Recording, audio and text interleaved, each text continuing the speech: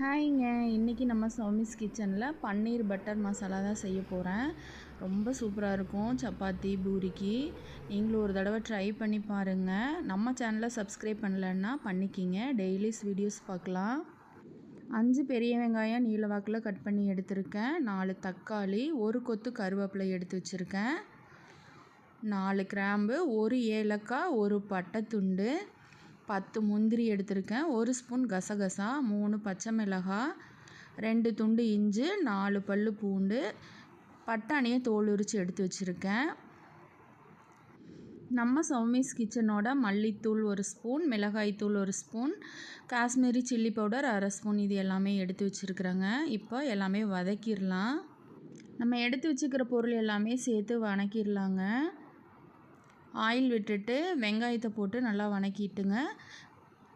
தக்காளி கட் பண்ணி வச்சுருக்கிறோமில்ல, உங்களுக்கு கிரேவி எவ்வளோ தேவையோ அந்த அளவுக்கு வந்துட்டு நீங்கள் தக்காளி எடுத்துக்கலாம்.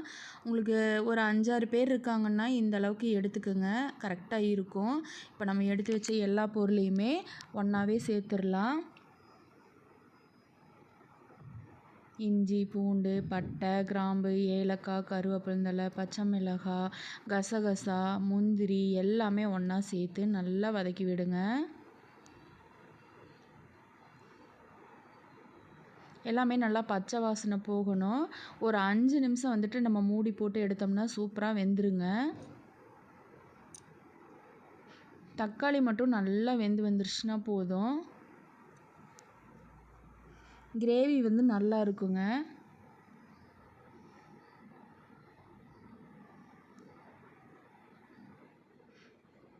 இப்போ நம்ம தக்காளி வேகிற டைம்லேயே வந்துட்டு பன்னீரில் கொஞ்சமாக சுடு தண்ணி ஊற்றி வச்சிடலாங்க. ஏன்னா பன்னீர் நம்ம ஃப்ரிட்ஜில் தானே வச்சுருப்போம், ரொம்ப ஹார்டாக இருக்கும். நம்ம லைட்டாக வெதுன்னு தண்ணி ஊற்றி எடுத்து வச்சிட்டோம்னா அது அப்படியே அந்த சாஃப்ட்னஸ் கொண்டு வந்துருங்க. இப்போ ஆற வச்சு அரைச்சி எடுத்துகிட்டு வந்தாச்சு மசாலாவை. ஆயில் விட்டுக்கலாம். ஒரு பட்டை, ஒரு கிராம்பு சேர்த்துட்டு கொஞ்சமாக கருவேப்பிலை உருவி போட்டுக்கலாம். அரைச்சி வச்ச விழுதையும் இதோட சேர்த்துக்கலாம்.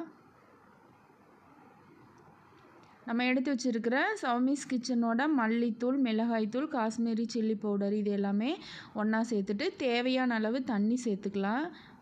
நல்லா கலந்து விட்டுருங்க. இப்போ கிரேவிக்கு தேவையான அளவு உப்பு சேர்த்துடலாம். கொஞ்சம் தண்ணியாட்டவே கலந்து விடுங்க. கிரேவி திக்கானதுக்கப்புறம் நம்ம பன்னீரை சேர்த்துட்டோம்னா போதும்.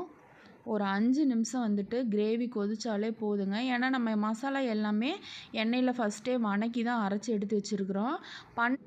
பன்னீர் உங்களுக்கு எந்த சைஸ் வேணாலும் நீங்கள் கட் பண்ணி எடுத்துக்கலாம். ரொம்ப சின்ன சின்ன பீசஸாக கூட கட் பண்ணி எடுத்துக்கலாம். நான் ஒரு நார்மல் சைஸில் தாங்க கட் பண்ணி எடுத்தேன். பட்டாணி தோல் உரிச்சிட்டு ஒரு 5 நிமிஷம் ஆவியில் வேக வச்சு எடுத்துகிட்டு வந்தேன். எந்த அளவுக்கு சாஃப்டாக வெந்துருச்சுன்னு பாருங்கள். ஏன்னா இந்த பட்டாணி சீக்கிரமாக வெந்துடும் உங்களுக்கு. இப்போது கிரேவி நல்லா கெட்டியாயிருச்சு பாருங்கள், எந்த அளவுக்கு கெட்டியாக இருக்குதுன்னு. இந்த ஸ்டேஜில் நம்ம பன்னீரையும் பட்டாணியும் சேர்த்துடலாம். ரெண்டையும் சேர்த்துட்டு உப்பெல்லாம் கரெக்டாக இருக்கான்னு ஒரு தடவை செக் பண்ணி பார்த்துக்குங்க. இப்போது கிரேவி இன்னொரு 5லேருந்து 7 நிமிஷம் நல்லா சுண்டி வரட்டுங்க. அடுப்பை சிம்மில் வச்சுருங்க. இந்த அளவுக்கு சுண்டி வந்ததுக்கப்புறமா கஸ்தூரி மேத்தி இருந்தால் 1 ஸ்பூன் கையில் தேய்ச்சி விட்டு போட்டிருக்குங்க. அப்படி இல்லைங்கிற பட்சத்தில் நீங்கள் மல்லித்தலையும் கொஞ்சமாக கருவேப்பிலை கொழுந்து இருந்ததுன்னா போட்டுக்கலாம். ரொம்ப மணமாக இருக்கும். என்கிட்ட இருந்தது, அதனால் நான் சேர்த்துக்கிட்டேன். இல்லைன்னா கூட பரவாயில்லைங்க, இது ஆப்ஷன் தான். இப்போ நம்ம சப்பாத்தி கூட வச்சு சாப்பிட்டு பார்த்துடலாங்க. நீங்கள் இதான் நம்ம சேனலில் ஃபஸ்ட் டைம் பார்க்குறீங்கன்னா நம்ம சேனலை சப்ஸ்கிரைப் பண்ணிக்கிங்க. நம்மளோட டெய்லிஸ் வீடியோஸ் அப்டேட் ஆகிட்டே இருக்கும். வீடியோ பிடிச்சிருந்தா ஒரே ஒரு லைக் பண்ணிடுங்க. நம்மக்கிட்ட எல்லா மசாலாமே கிடைக்குங்க. நீங்கள் ஒரு தடவை வாங்கி டேஸ்ட் பண்ணி பாருங்கள். சுத்தமான நெய் கிடைக்குங்க. ஒரிஜினல் கவுகி, சத்து மாவு, கருப்பு கவுனி எல்லாமே கிடைக்குங்க. செம சூப்பராக இருக்குங்க. நீங்களும் இந்த மாதிரி செஞ்சு பாருங்கள். செஞ்சு பார்த்துட்டு எப்படி இருக்குதுன்னு கமெண்ட்ஸில் சொல்லுங்கள். வீடியோ பிடிச்சிருந்தா உங்கள் ஃப்ரெண்ட்ஸ் அண்ட் ஃபேமிலிக்கு ஷேர் பண்ணுங்கள். மறக்காமல் நம்ம சேனலை சப்ஸ்கிரைப் பண்ணிக்கோங்க. பக்கத்தில் இருக்கிற பெல் ஐக்கானை கிளிக் பண்ணிட்டீங்கன்னா டெய்லி வீடியோஸ் பார்த்துக்கலாம்.